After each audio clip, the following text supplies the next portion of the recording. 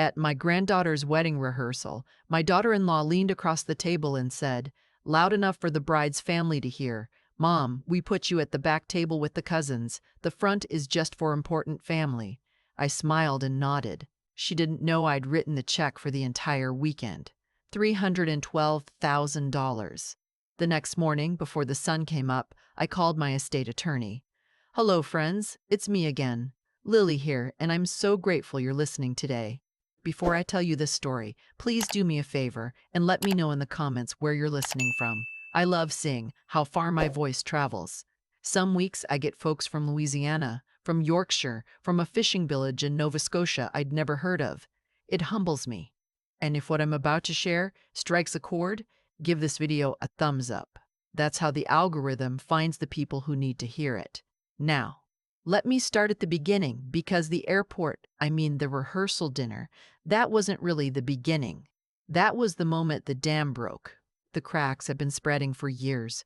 My name is Harriet. I'm 71 years old. I live in a brick colonial in Cherry Hill, New Jersey, the same house my late husband Walter and I bought in 1979 for $42,000. Walter passed 4 years ago this March, pancreatic cancer. 8 weeks from diagnosis to the cemetery.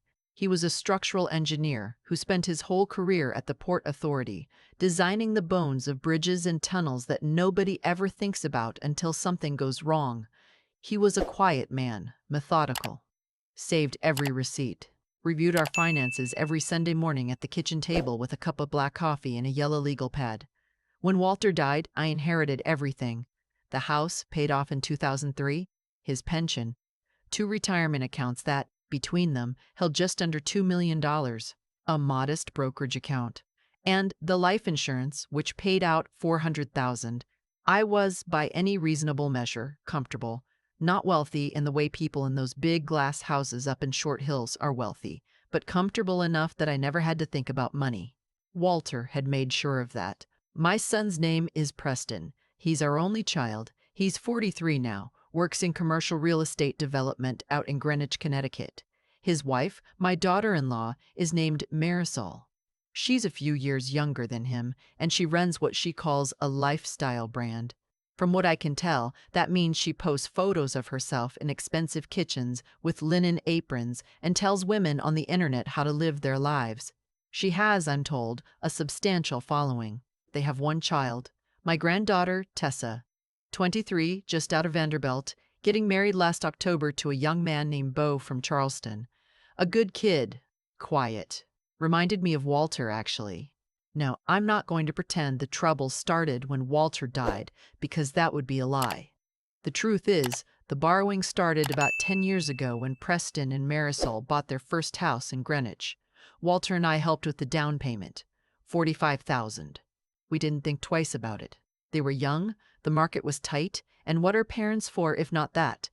But after Walter passed, something shifted. The asks got bigger and they got more frequent, and the explanations got thinner.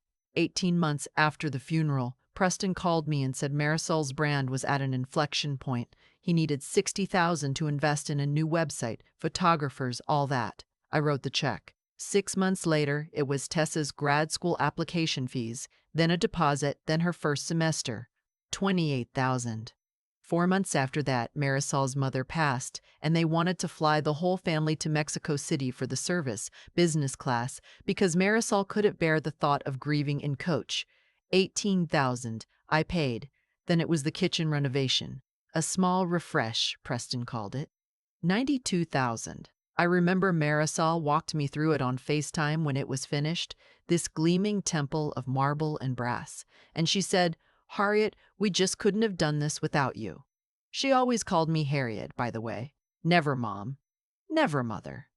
Walter used to bristle at it. He'd say, "She's been in this family 15 years. Why can't she call you Mom?" And I'd say, "Walter, leave it. It's not worth a fight." So much of my life has been a variation on that sentence. Leave it. It's not worth a fight.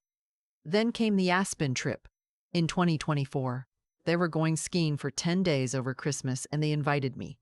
Wonderful, I thought. I missed them. I'll go. I asked Marisol about flights and she said, "Oh, we're flying private with Bradley."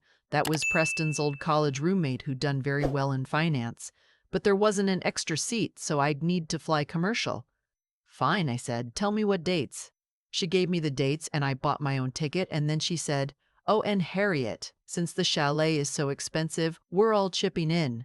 She named a number, 22,000 for my share of a 10-day rental. I paid.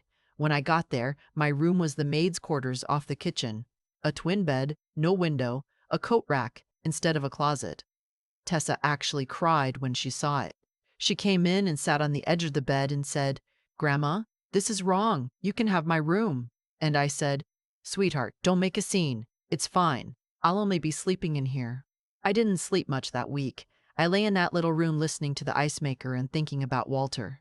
By the time the wedding came around last October, I had given Preston and Marisol, in the 4 years since Walter died, just over $470,000. I know this because I'd started keeping a list. Not because I planned to do anything with it, just because some part of me, some small voice that sounded a lot like my husband, kept whispering, "You should write this down, Harriet." The wedding was at a country club out on the eastern shore of Maryland. Marisol picked it. She'd been planning Tessa's wedding in detail since Tessa was about 14. When the bills started coming, I just paid them.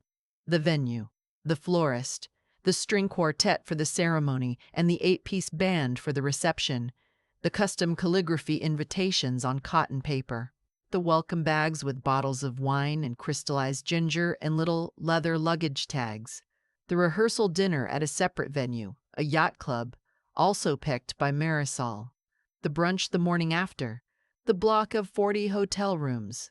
When I added it all up at the end, the wedding weekend cost $312,000. Every dollar of it came from me. Preston and Marisol contributed nothing. The bride's family, by tradition, would have paid for the wedding itself, and the groom's family for the rehearsal dinner. But in this case, both sides were me, because Beau's parents were school teachers for Mount Pleasant, and they couldn't have afforded any of this. Preston told me that when he asked. He said, "Mom, Beau's folks are tapped out. Would you mind covering the rehearsal too?" And I, of course, said yes. The rehearsal dinner was on a Friday night in October. The yacht club had this big open dining room with floor-to-ceiling windows that looked out over the bay, sailboats with their lights on, swaying in the dark. It was beautiful. I put on the navy blue dress I'd worn to Walter's brother's funeral, with my mother's pearls. I'd had my hair done that afternoon at a salon in Easton. I came in and went to find my seat. There were place cards on every table, in Marisol's calligrapher's careful hand. I looked at the head table. Preston was there. Marisol, Tessa, Beau. Beau's parents, the school teachers, Marisol's father, Marisol's 2 sisters, who I'd met maybe 4 times in my life, with their husbands. My place card was not at that table. I walked the room. I found my name eventually, way over by the windows, at table 11, which had been set up for cousins and college friends. I was placed between a second cousin of Beau's named Tucker and one of Tessa's roommates from Vanderbilt, a young woman who was clearly already 2 glasses of champagne in. I stood there with my little place card in my hand for what felt like a long time. I'm sure it was only a few seconds. Then I went and found Tessa, who was over by the bar, and I said, "Sweetheart, I think there's been a mistake with the seating." Tessa's face, I'll never forget it. She looked stricken. She said, "Grandma, I tried. I begged her. She said the head table was for the wedding party only and immediate family, and that you'd understand." "Immediate family," I said. Tessa started to cry. Right there at the bar.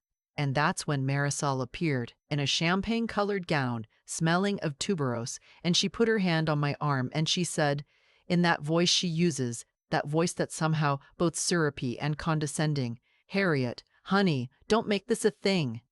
We put you at the cousins' table because we wanted you to be comfortable. The head table is just for immediate family." A man at the next table overheard her. I saw his head turn. He was Beau's uncle, I think. He looked at me, then looked at her, then looked back at me, and his eyebrows went up. I said, "I see." I walked to table 11 and I sat down between Tucker and the drunk roommate, and I pulled my napkin into my lap and I smiled at the young people and I made conversation about Vanderbilt and I ate the field greens with goat cheese and the seared duck breast and the pear tart.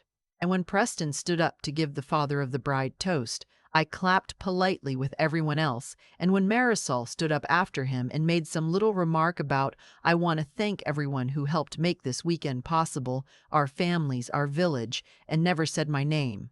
Not once. I clapped politely for that too. And then I went back to my hotel room, and I sat on the edge of the bed in my pearls, and I called my attorney's after-hours line and left a voicemail.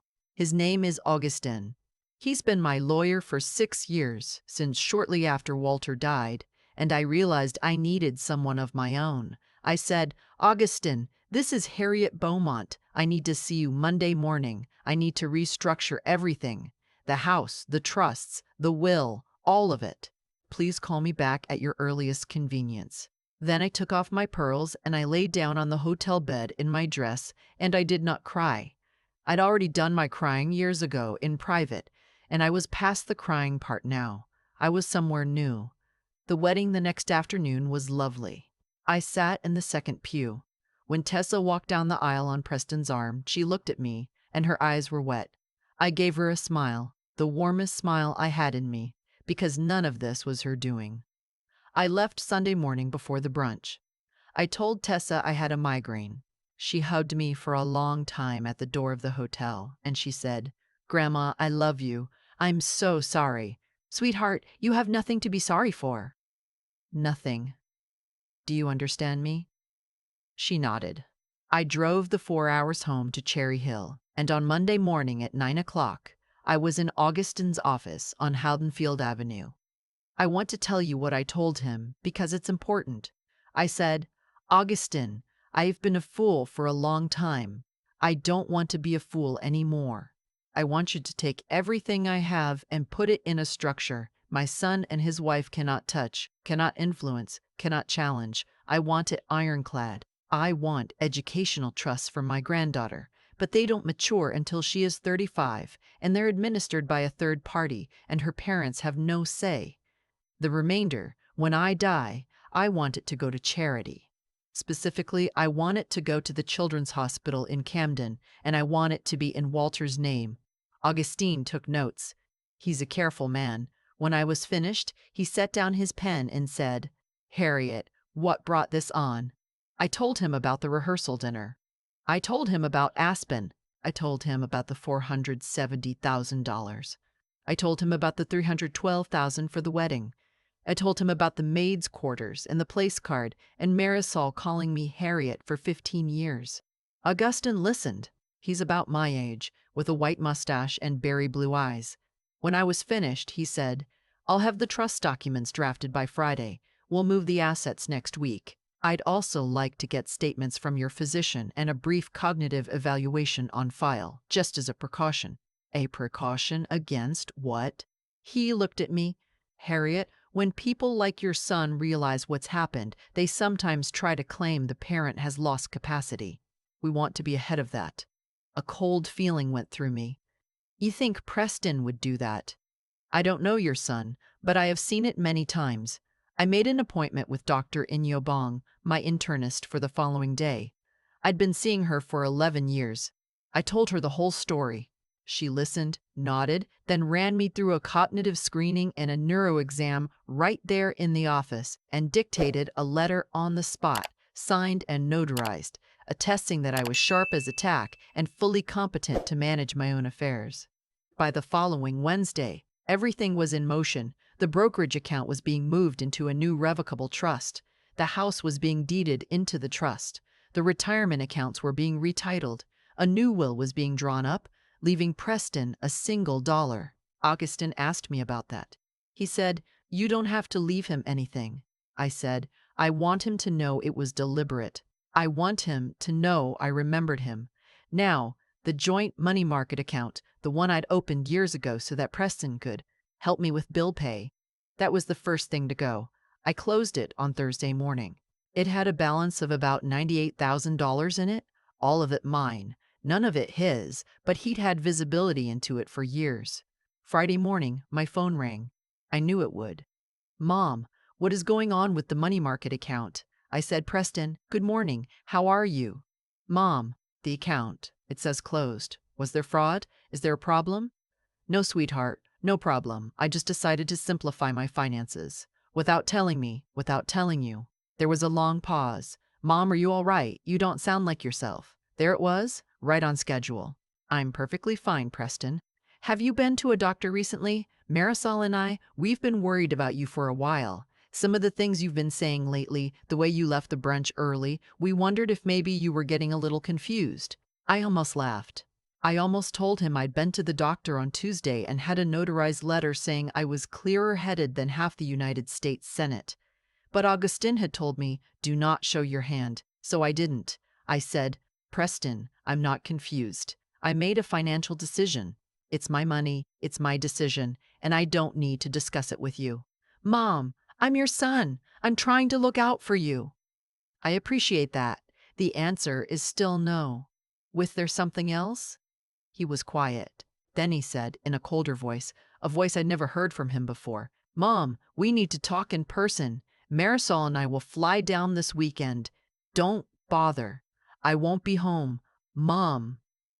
I hung up the phone. I hung up the phone. My hands were shaking. I sat at the kitchen table and looked out at the backyard, at the dogwood tree Walter planted the year Preston was born, and I waited for my hands to stop. The next move came on Saturday. Marisol called. I let it go to voicemail. She left a message that started gentle, All my dear, Harriet and I just want to understand, and ended with, If you don't call me back today, Preston is prepared to take steps. Steps. That was the word she used. I forwarded the voicemail to Augustin. Monday morning, a process server came to my door. I was expecting him. Augustin had warned me.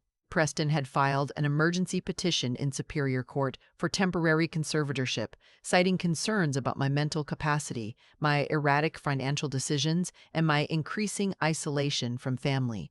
I read the petition standing in my front hallway. It was 30 pages long. They had included photographs. A picture of me at Tessa's wedding, sitting alone at table 11, my expression blank. They had captioned it, Subject appears withdrawn and disoriented at family event. I called Augustin. He said, Harriet, this is good. They've moved early and sloppy. We'll bury them. The hearing was scheduled for 6 weeks out in early December. In the meantime, I did not hide. I went about my life. I went to my book club on Tuesdays. I went to the senior aquatics class at the Y on Wednesdays and Fridays. I had lunch with my friend Paulette on Thursdays. I started taking a memoir writing workshop at the community college, something I'd wanted to do for years and never had the time for. I was, if anything, more present in my own life than I had been in a decade. Tessa called me 3 times that month. She was crying every time. Her parents had told her I was suffering from early dementia and that the family was taking legal steps to protect me. She didn't believe it, but she didn't know what to do. The 3rd time she called, I said, Sweetheart, listen to me. Your grandmother is fine. Your grandmother is sharper than she has been in years. Your parents are not protecting me. They are trying to take control of my money because I cut them off. Do you understand? She was quiet for a long time. Then she said, I'm starting to understand a lot of things. I asked her not to say anything to her parents. I asked her not to take sides. I said, I don't want you in the middle of this. I want you to be a newlywed. I want you to be happy. She said, Grandma, I love you. I love you too, sweetheart. The week before the hearing, Augustin's office subpoenaed Preston and Marisol's financial records. 3 years of bank statements, credit card statements, mortgage documents, tax returns, business filings for Marisol's brand. We got a court order. They had to comply. What came back was, even by my expectations, breathtaking. Preston earned $340,000 a year. Marisol's brand, despite its glossy presentation, had lost money every year for the last 3. They were carrying $890,000 in debt. 2 mortgages on the Greenwich house, including one taken out without my knowledge, that Preston had asked me to co-sign on 2 years earlier, telling me it was a refinance for a better rate. A line of credit on a beach house in Watch Hill I didn't even know they owned. Credit card balances totaling $150,000. Marisol's brand was being kept alive on personal credit. They had been spending, on average, $58,000 a month on their lifestyle. They were, in plain English, drowning. Augustin printed it all out for the hearing, neatly organized in a 3-ring binder. The hearing was at the Camden County Courthouse. I wore the navy dress again. I sat at the petitioner's table next to Augustin. Across the aisle, Preston sat with his attorney, a sweaty man in a gray suit, and Marisol sat behind them in the gallery in a black tweed jacket she clearly thought looked judicial. The judge was a woman named the Honorable Cordelia Brackenridge. She was about 60, with reading glasses on a chain. Preston's attorney spoke first. He talked about my advanced age and my increasing isolation and my sudden dramatic shift in financial behavior. He showed the photograph from the wedding. He said I had been observed at the rehearsal dinner, sitting alone, appearing despondent and withdrawn. Augustin stood up. He said, "Your Honor, may I ask Mr. Beaumont a question on the record before we proceed?" The judge nodded. Augustin turned to Preston. "Mr. Beaumont, the photograph your attorney just showed of your mother sitting alone at a table at your daughter's rehearsal dinner. Can you tell the court who arranged the seating chart for that event?" Preston shifted. "My wife did. Your wife. And whose name was on the check that paid for that dinner?" Preston was quiet. "Mr. Beaumont, whose name was on the check?" "My mother's." "And the wedding?" "My mother's." "And the brunch?" "My mother's." "And the venue, the flowers, the band, the photographer, the welcome bags, the hotel block?"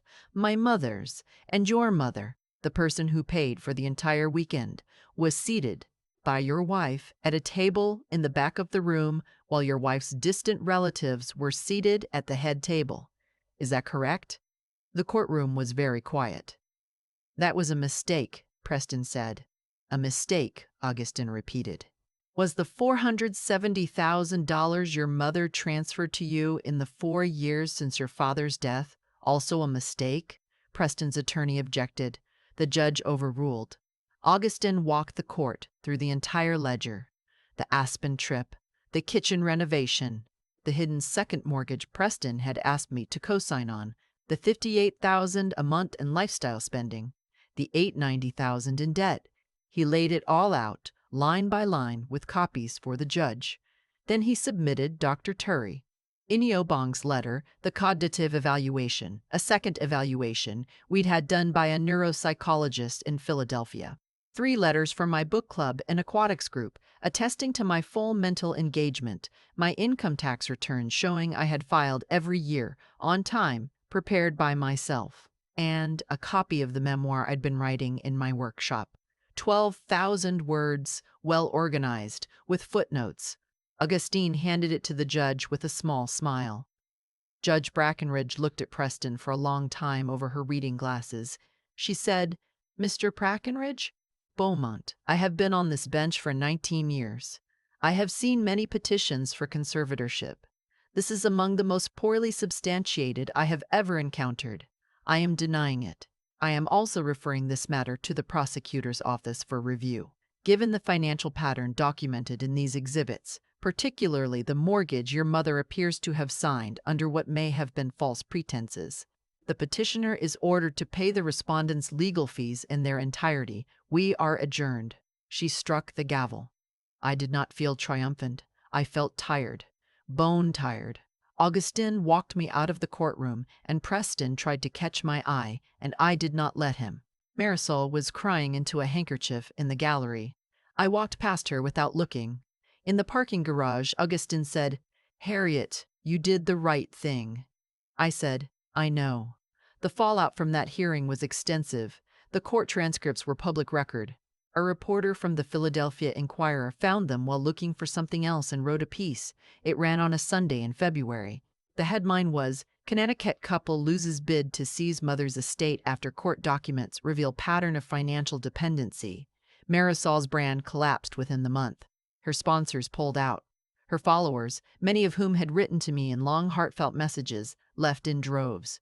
Preston was placed on administrative leave at his firm, pending an internal review. 3 months later, he was let go. The Watch Hill Beach House was foreclosed on. The Greenwich House went up for sale in April. I learned all of this through Tessa, who started visiting me once a month. She'd take the train down from her and Beau's little apartment in Charleston. She'd sit at my kitchen table and tell me what was happening with her parents. She did so without satisfaction.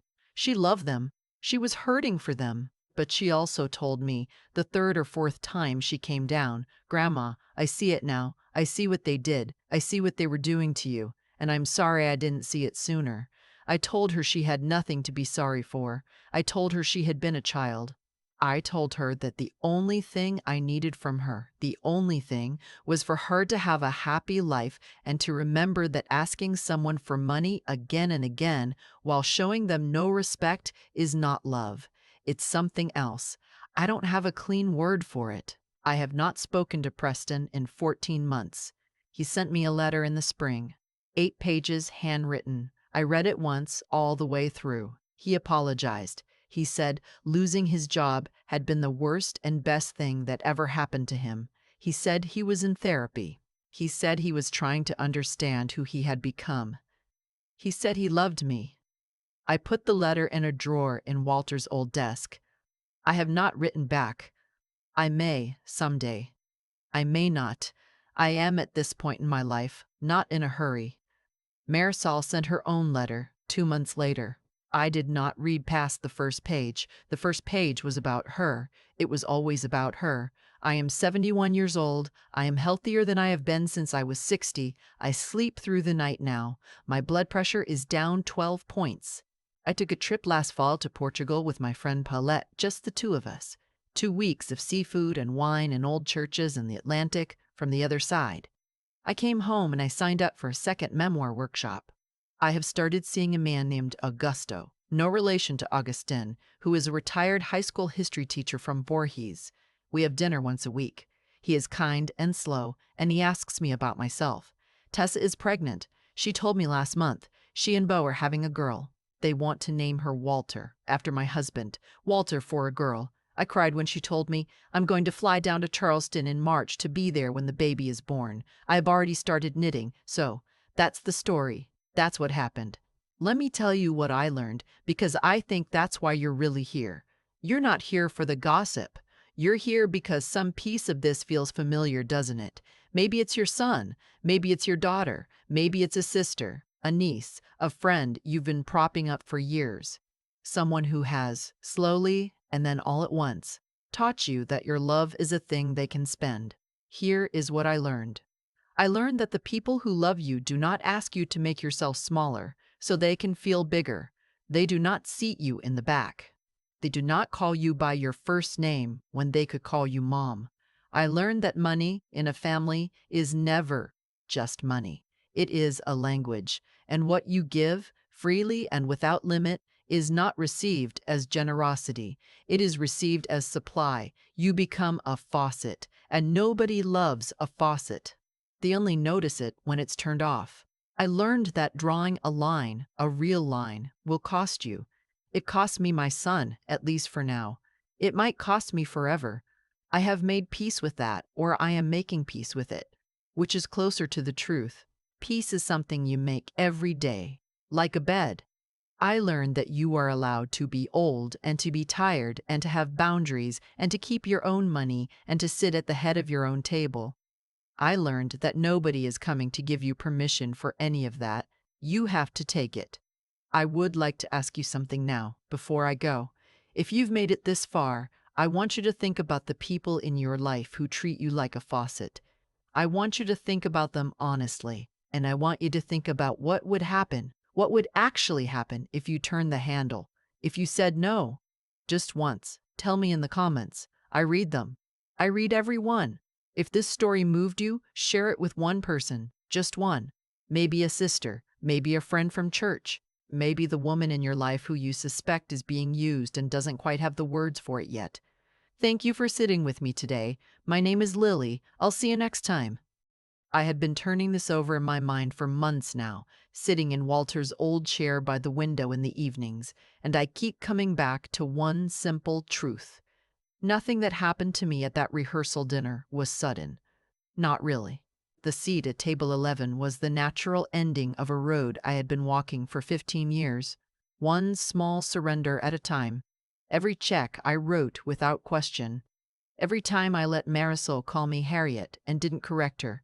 Every Christmas, I drove 4 hours to be a guest in my own son's home. Each of those moments was a tiny brick, and together they built the wall I found myself standing behind that night by the bay. That's the cause and effect of it. Preston and Marisol did not wake up one morning cruel. They became cruel the way most people do, slowly, through 1,000 small permissions, and I gave them every single permission. I taught them what I would tolerate, and then I was hurt when they took me at my word. So if there is anything I want a younger woman listening to this to take from my story, it is this: your goodness by itself will not protect you. Goodness without wisdom becomes fuel for the people who study you. You have to be good and you have to be smart, and those two things are not the same thing, and the world does not teach women my age that they are allowed to be both. I think a lot now about what I would tell the Harriet of 15 years ago. I would tell her that love is not measured by what you give up. I would tell her that a child who only calls when they need something is not, in that moment, behaving like a child. They are behaving like a transaction. I would tell her that saying no the first time is the cheapest no you will ever say. Every no after that costs more because by then you have already taught them you do not mean it. The strength part, the part I am still learning, is that you can do all of this without becoming bitter. Bitter is its own prison. I do not hate Preston. I do not even hate Marisol most days. I just see them clearly now, and clear sight is not the same as cruelty. It is the beginning of dignity. If you are sitting somewhere right now and a piece of this story is sitting on your chest, I want you to hear me. You are allowed to keep what is yours. You are allowed to ask for the respect you have earned with 60, 70, 80 years of living. You are allowed to walk out of the maid's quarters and ask for a real bed, and if the people who love you cannot give you that, then they have already told you something important about how much they love you. Listen to it, believe them, and then make the call, the one you have been putting off, the one you already know in your bones you need to make. Tomorrow morning is a fine time to start.